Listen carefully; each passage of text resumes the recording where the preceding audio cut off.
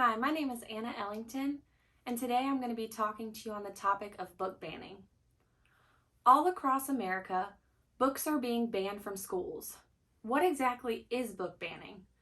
According to an article by Susan Webb, a librarian at Southeastern Oklahoma State, book banning is defined as a form of censorship that occurs when private individuals, government officials, or organizations remove books from libraries, school reading lists, or bookstore shelves because they object to their content, ideas, or themes.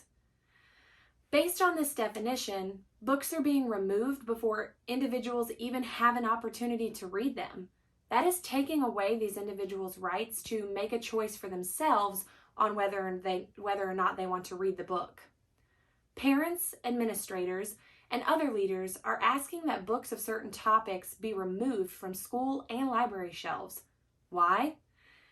They fear that children will be exposed to topics of controversy or create conversations that may be uncomfortable for some. The book shouldn't be banned, but rather, if someone doesn't want to read about these topics or doesn't want their children to read about them, then don't.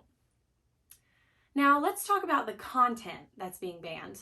Many parents, teachers, and administrators feel that certain books should be banned in schools. Their reasoning is that the material within these books is inappropriate or even controversial. According to many individuals who are part of advocacy groups, topics like Black Lives Matter, LGBTQ relationships, and other political controversies should not be permitted in the books their children or any children read. The topics within some of the books bring about conversations that they feel are not appropriate to have at school or that teachers should be responsible for dealing with, like the ones listed above. Parents want to be part of those conversations about Black Lives Matter, LGBTQ communities and relationships, and other sexual or political contexts, and they want to have a say in what their children are exposed to.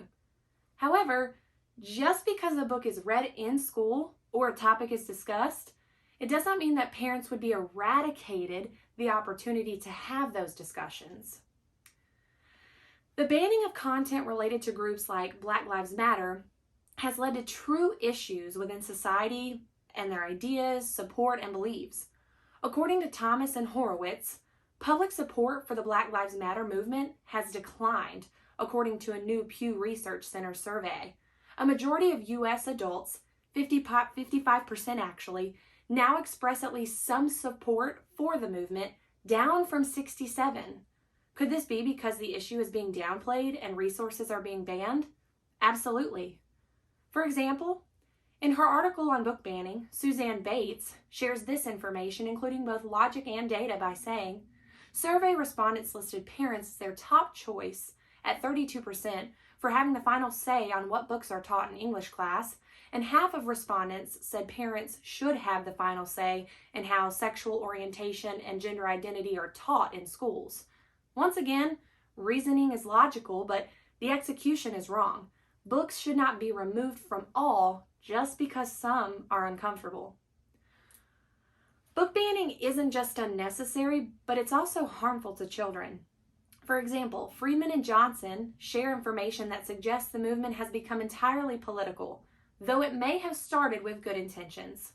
In their article on the ban, it states, the large majority of book bans underway today are not spontaneous, organic expressions of citizen concern.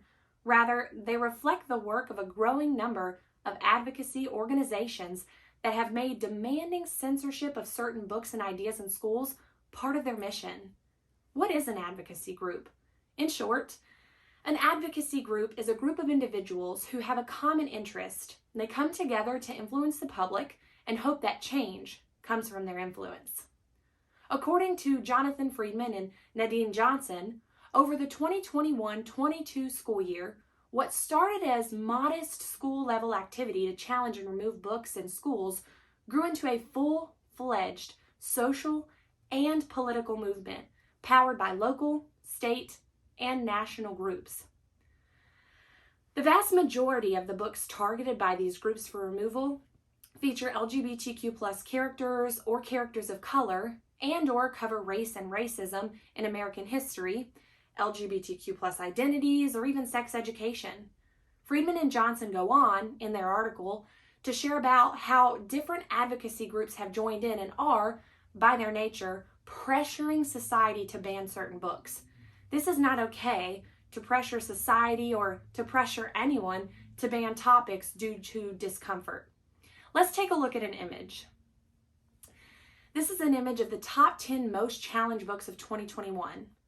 The American Library Association tracked 729 challenges to library, school, and university materials and services in 2021.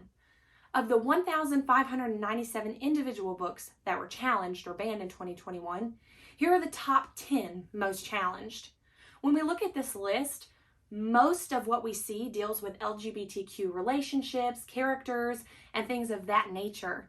And these books have been banned, taken off the shelves for anyone to read just because people are uncomfortable with what they see on the covers, the titles, or some of what the content may share and represent.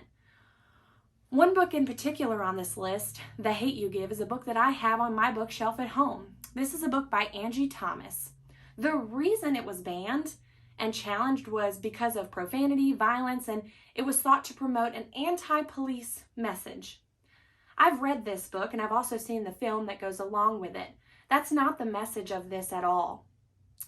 This book and movie go on to share the story of a young man who was in his vehicle, pulled over by a police officer, reached into his vehicle to get out a hairbrush, and was shot and killed because he was thought to be reaching for a weapon. In the film, the best friend of the young man who was shot goes on to gather a group of friends to protest peacefully and share the message that this violence wasn't okay. That's the message that this book represents, is coming together, supporting one another, and standing up for what's right. Finally, let's talk about what students feel on this issue. Of course, like other individuals, students have differing opinions and feelings on the book ban. However, data supports that most students have negative feelings on the issue. The Learning Network did research of their own to help shed light on how many students from around the world feel about this book ban. One student, Jason from Maine, shared, "I think the idea of people trying to censor speech is absolutely abhorrent. Right to freedom of speech, religion, peaceful assembly, petition, and press is our First Amendment, and one that we take for granted. As a teenager, I am still trying to find my way in this world. I want to know as many other viewpoints as possible so that I know my thoughts are my own and not just a product of a limited amount of information. This child is simply trying to view different perspectives, but can't if he's limited to only the ones that society allows him to view by censorship and banning." Overall, the thoughts and feelings on book banning are all over the place. Some individuals feel it is right and a form of protection. Others feel that it's necessary, and some feel that it's unnecessary and even harmful to students to ban and remove learning opportunities and exposure for students. While others, like those in advocacy groups, feel that it's their job and privilege to pressure members of society into feeling that these books are harmful to students and must be removed. So the last thought that I want to leave you with is, what do you feel on this issue? Now that you've heard many different ideas, perspectives, and thoughts of adults as well as students, what do you feel is the right idea of the banning of books? Thank you.